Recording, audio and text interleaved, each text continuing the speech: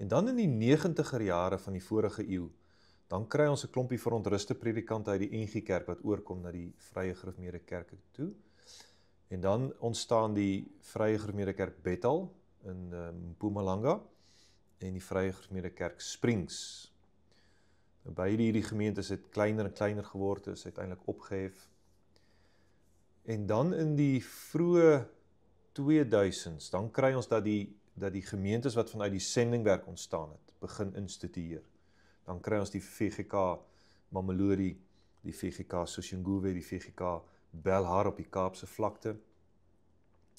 En hier in die eerste dekade van die 2000s, dan besluit die kerkverband maar, ons is nou nie meer 3 gemeentes, ons is nou meer, kom ons vorm 2 klassisse. Ja.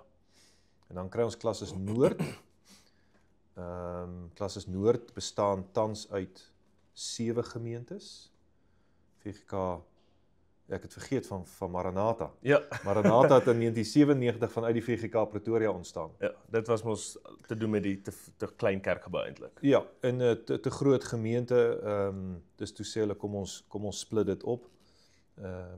Maar Klasses Noord is VGK Pretoria, Maranatha, Soshanguve Noord, Mamelodi, Soshanguve F4, Soshanguve WW en Nelmapius. Dis die 7 en dan het ons Klasses Suid, wat die VGK Kaapstad, die VGK Johannesburg, dit is 'n bietjie van 'n vreemde gedagte as Ja, jy want dink hulle suid. is 'n bietjie Hulle is die verste suid van die noordelike gemeentes. En dan saam met hulle die VGK Belhar en die VGK Wesbank. Ja. Albei op die Kaapse vlakte. So dis die en ek dink die totaal van die kerkverband is hier by die 1500. Dis 'n klein kerkverband. Ons moet onsself nie enige pretensie hê nie. So klein kerkverband so 1500, 1600 lidmate.